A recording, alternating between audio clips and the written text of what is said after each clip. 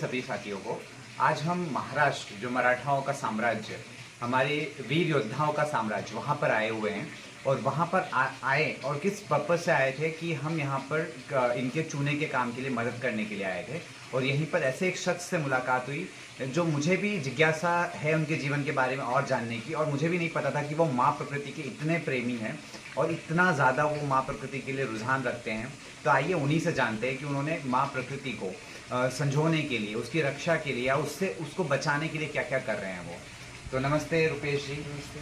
कैसे हैं आप? बहुत तो मेरे जो व्यूअर्स हैं वो जानना चाहते हैं कि हम यहाँ पर जो कुछ एक्टिविटीज़ कर रहे हैं, और थोड़ा सा इंट्रोडक्शन आपके बारे में कि आप क्या क्या, कहाँ से हैं, आपका प्रोफेशन क्या है, और आप यहाँ पर ये जो एक्टिविटीज़ कर रहे हैं वो क्या क्या कर रहे हैं। तो हमें व्यूअर्स को थोड़ा सा बताइए।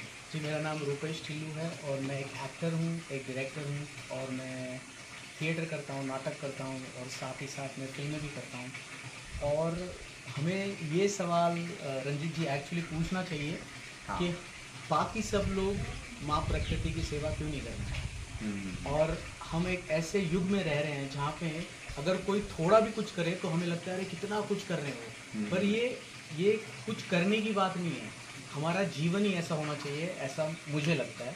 और जब आप बम्बई में रहते हैं तो आप देखते हैं आपके आसपास इतनी भीड़ है, कंक्रीट का जंगल है, बच्चे बीमार पड़ रहे हैं और हम बीमार पड़ रहे हैं और हमारे लंग्स में हवा नहीं आ रही है। और हमको लग रहा है ये डेवलपमेंट की जो हम बात कर रहे हैं, डेवलपमेंट जो होती है वो कंक्रीट के जंगलों से नहीं होती, वो बिल्डिंगें बनाने से नहीं होती, वो एक कल्चर करने से होती है कि आस पड़ोस के लोग एक साथ आएं, एक ऐसी जगह बनाएं जो बिल्कुल ही माँ प्रकृति से अलग ना हो, वो एक ही हो। अगर आपकी नज़र पत्थर पे जाए तो बस आपने यहाँ का पत्थर उठा के वहाँ लगा दिया है, बस ज़मीन से ये मिट्टी लगा के आपने घर बना दिया है। तो आपकी आँखों को कभी तकलीफ़ ना हो, क्योंकि जब हम कंक्रीट के ये बड़े बड़े जंगल देखते हैं तो we are not made for that, we are actually made because ये जो माँ प्रकृति है, it's releasing far infrared rays, it's releasing a lot of energy, and we are supposed to take that and not put concrete in between and cut that flow. और इसलिए मैं चाहता हूँ, मतलब मैं खुद मुझे ऐसा लगता है कि ऐसी जीवन शैली जो है सबकी होनी चाहिए। कितनी अद्भुत बात और कितनी अद्भुत जीवन शैली है। तो आइए इनसे और जानते हैं कि ये आगे आगे इस फार्म हाउस को, जो एक जगह डेवलप कर रहे हैं जो पूर्ण रूप से प्रकृति के, जितना कोशिश हो सके वहाँ पर। मैं यहाँ पर एक आर्टिस्ट रेसिडेंसी बनाना चाह रहा हूँ जहाँ से पूरे दुनिया के आर्टिस्ट आएँ। जैसे रंजीत भाई हैं, ये खुद इतने बड़े आर्टिस्ट हैं, ये यहाँ पे आए हैं और इन्होंने कल हमें कमाल की दाल बाटी खिलाई। और मुझे लगता है जो एक आर्टिस्ट होता है वो परिपूर्ण होता है, वो खाना भी अच्छा बना लेता है, वो कंस्ट्रक्शन भी कर लेता है, वो रंगों के बारे में भी जानता है, वो कला के बारे में भी जानता है, वो गानों के बारे में भी जानता है। तो मैं चाहता हूँ कि ऐसे लोग यहाँ पर आएँ और बहुत ज़्यादा तादाद में आएँ और बस एक नेचर से एक रूप हो जाएँ। तो इसके लिए हमने शुरुआत, आप चाहते हैं कि मैं बताऊं कैसे क्या क्या? हाँ, हम कैसे कैसे प्लास्टर कर रहे हैं चूने का, और वो सब आप जो कर तो रहे हैं वो सब बताइए आप। बेसिकली ये मेरी खुद की एक मुझे करना था, पर मुझे इसके बारे में बहुत ज़्यादा नॉलेज नहीं था। तो रंजीत भाई को मैं पिछले 5-6 महीनों से इनके पीछे लगाऊं कि कैसे होता है कैसे होता है। बहुत सारे मैंने इनसे सवाल पूछे हैं and then he guided me through, और उन्होंने मुझे शुरुआत जो करी वो हमने इन्होंने कहा कि पहले तो आप चूना मंगा लीजिए। तो ये मैंने 7 टन चूना मंगाया। आप आइए यहाँ पे, आइए चूना देखते हैं कैसे चूना भिगोया है और चूना कैसे लाया गया। अच्छा, ये जो स्विमिंग पूल आपको दिख रहा है, मुझे सब ने बोला कि आरसीसी का कंस्ट्रक्शन करिए और आरसीसी की कंस्ट्रक्शन करने से पानी रहेगा, वो होगा। तो मैंने बोला नहीं, मुझे काले पत्थर से ही करना है क्योंकि वो यही मिलता है, ये यही का है ये काला पत्थर। तो मुझे काले पत्थर से करना था और सब ने कहा नहीं ये तो लीक होगा। मैंने बोला पहले बनाते हैं फिर देखते हैं। बनाया हमने, लीक हुआ है, पर अब जिसमें चूना डालते ही उसका लीकेज जो है वो बंद हो गया है। तो अगर ये लीकेज नहीं होता, कभी कभी हम अपने फेल्यूर्स को इतना सीरियसली ले लेते हैं कि हमें लगता है सारी दुनिया ख़त्म हो गई, पर ऐसा नहीं होता। जब फेल्यूर्स होते हैं तब हमें नए सोल्यूशंस मिलते हैं। तो अगर ये लीक नहीं होता ना तो ये चूने तक मैं पहुंचता ही नहीं, क्योंकि जब ये लीक हुआ तो मैंने सोचा इसके बाद और नेचुरल क्या चीज़ हो सकती है, फिर मैं चूने पे आया। तो अब इसमें 7 टन चूना मैंने मंगाया है और इसमें भिगो दिया है पूरा। अगर आप देखें इसको, पहली बार इसमें इतना पानी रहा है। इसमें हम पानी डालते थे ये पूरा लीक हो जाता था, अब चूना डालने से ये रहा है। तो ये काम आखिरी में करेंगे हम, पर इससे पहले हमने ये इतनी खूबसूरत दीवार बनाई है यहाँ पर। आप आइए। तो रंजीत भाई ने मुझे बोला था कि हमें नर्मदा सैंड या गुजरात की जो सैंड होती है सफ़ेद वाली वो चाहिए, पर हम महाराष्ट्र में, तो यहाँ पे तो वो मिलेगी नहीं। तो and then I was ready to import it, मतलब मैं चाह रहा था कि वहाँ से यहाँ तक आए, पर रंजीत भाई ने बोला मत, ऐसा मत करिए, जो यहाँ पे चीज़ अवेलेबल है हम उससे काम करेंगे। तो इन्होंने एक दूसरा तरीका मुझे बताया कि सुर्खी जो होती है, अब यहाँ पे ईंटों की बहुत सारी भट्टियाँ हैं, तो ये सुर्खी बस 200 मीटर पे मिल जाती है। तो हम गए, ये सुर्खी बना के लाए। अब इसके एक ये हमने, ये मोटी वाली है, पर हमने इससे पतली वाली इसको छन्ना है, और छन्ने से ये मोटा रह गया, और जो उसमें से निकला, जो पाउडर जैसी थोड़ी सी निकली, उसमें हमने चूना मिक्स करके उसमें हमने थोड़ी सी मार्बल डस्ट मिक्स की है, और उससे ये फिनिशिंग आई है। जी, आगे आपसे ये पूछना चाहेंगे कि आप इसके अलावा और क्या क्या यहाँ पे क्या एक्टिविटीज़ कर रहे हैं, और प्लांटेशन के बारे में, थोड़ा सा आपकी कुकिंग हैबिट्स के बारे में, आपने दूसरे स्ट्रक्चर्स तैयार किए, थोड़ा और बताइए।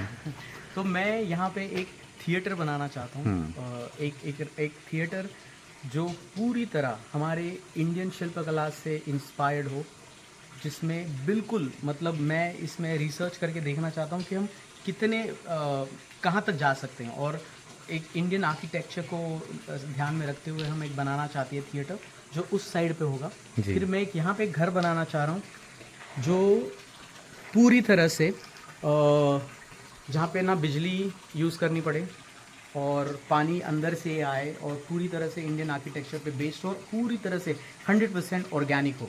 तो ये मैं भी बनाना चाहता हूँ। अभी मैंने एक पूल बनाया है यहाँ पे, और यहाँ पे और एक कॉटेज बनाया मैंने। अगर आप देखें तो ये भी मैंने आधा पूरा लकड़ा यूज़ किया है इसमें, और बाकी ईंटें की अभी पे प्लास्टरिंग होगी नहीं की, ये हो रहा है। और यहाँ पे बहुत लोगों की रहने की आर्टिस्ट आए, साधारण लोग भी आए, और क्योंकि हम सब आर्टिस्ट होते हैं अंदर, कभी कभी हमें एक्सप्रेस करने की एक जगह चाहिए होती है, तो ये जगह वो हो सकती है। और कुकिंग जो है वो भी मुझे बहुत, इतना हम ऑर्गेनिक कर सकते हैं। तो मेरा प्रयास है कि हम यहाँ पे सब्जियाँ उगाएँ। और जी मैंने बहुत अच्छी एक आइडिया, इसकी जो कंपाउंड वॉल है उस पर अगर 4 फुट पे हवा की करा जाए पूरी तरह से, तो एक इसलिए बनाएगा, ठंडी हवा आती रहेगी, बायोडाइवर्सिटी बनती रहेगी। तो मैं बहुत सारे पेड़ लगाना चाह रहा हूँ। अभी यहाँ पे हैं बहुत सारे पेड़ हैं, और मैं चाहता हूँ कि जितने दिस इज बिलीव कि आपकी जगह जहाँ की होती है आपको वहीं के पेड़ लगाने हैं, उसको बाहर से कोई आके पेड़ लगाने नहीं चाहिए। क्योंकि पेड़ जो होता है ना, एक मदर ट्री जो होती है, अपने सैपलिंग्स जो होते हैं, उसके छोटे पौधे जो होते हैं, उनसे बात, there is a mycelium, there is fungus that takes information from the ground. और अगर आप कहीं और दूसरे पेड़ लगा देते हैं तो वो कनेक्शन कट हो जाता है। तो एक माँ अगर का पेड़ है तो वो माँ बरगद पेड़ होती है, उसके बहुत सारे बच्चे जो हैं कई किलोमीटर में फैले होते हैं और एक दूसरे को हेल्प करते रहते हैं। तो I am trying to get as many trees which belongs to Maharashtra, belongs to this region, lot of fruit trees also and lot of regular tree that see here. आप ये कह सकते हैं कि ये जगह कहाँ पर आई है, किसी को अगर विजिट करना है तो कैसे यहाँ पे पहुँच सकते हैं? ये जगह वाड़ा करके एक जगह है जो पालघर में पड़ता है ये, और ये अंधेरी वर्सोवा जो है मुंबई जो है वहाँ से 120 किलोमीटर दूर है। और तो ये पालघर डिस्ट्रिक्ट वाड़ा में पड़ता है, और वाड़ा से 18 किलोमीटर है ये। तो जी। और हमने अभी कुछ चूने के सैंपल्स बनाए हैं कलर्स में, क्या वो एक बार आप हमारे व्यूअर्स को दिखा सकें? हाँ, दिखा सकते। तो रंजीत भाई को मैं बहुत हाउ टू कि फिनिशिंग बहुत इंपॉर्टेंट होती है, तो मुझे तो ऐसी नेचुरल फिनिशिंग बहुत पसंद होती है, क्योंकि लोगों को ऐसे बहुत ही प्लेन चाहिए होती है। आई डोंट नो, मुझे लगता है नेचर में कुछ प्लेन नहीं है, नेचर में कहीं पे भी राइट एंगल नहीं है, everything is curve, everything is smooth. Mother nature is like that, it's वो हमारे गोद में लेना, तो वो माँ थोड़ी ऐसे कट ऐसे हो सकता है, तो मदर इज थोड़ी सॉफ्ट, वो उसका मिश्रण होता है। तो mother earth is like that. तो I think that's the finishing that I like personally, but people like different things. तो हमने कुछ सैंपल बनाए थे, तो ये बेसिकली क्लियर सिर्फ चूना और मार्बल डस्ट है। और इसमें हमने आज नया वर्ड बनाया है, उसका नाम है लाइम पुट्टी। तो लाइम पुट्टी करने के लिए हमने इसमें पिगमेंटेशन डाली है, थोड़ी सी क्रीम कलर आने के लिए। और उसके एक वर्जन ये है जो एकदम प्लेन है, ये भी बहुत अच्छा लग रहा है। तो एक ये वाला जो है, जो मेरा फेवरेट है, ये हाथ से बनाया हुआ है, हाथ से बस इसको लेपा गया जैसे हम ले। तो अभी तक कौन सा वाला वाइफ है वो अभी अगले वीकेंड पे आएंगे, डिसाइड करेंगे कि which one you want to go with. ठीक है जी। तो आपसे मुलाकात करके बहुत अच्छा लगा, हमारे व्यूवर्स को भी अच्छा लगेगा ये सब सुनकर कि आप कितना कितना अद्भुत कार्य कर रहे हैं। तो आपका कोटि कोटि धन्यवाद और नमस्ते। आपका भी।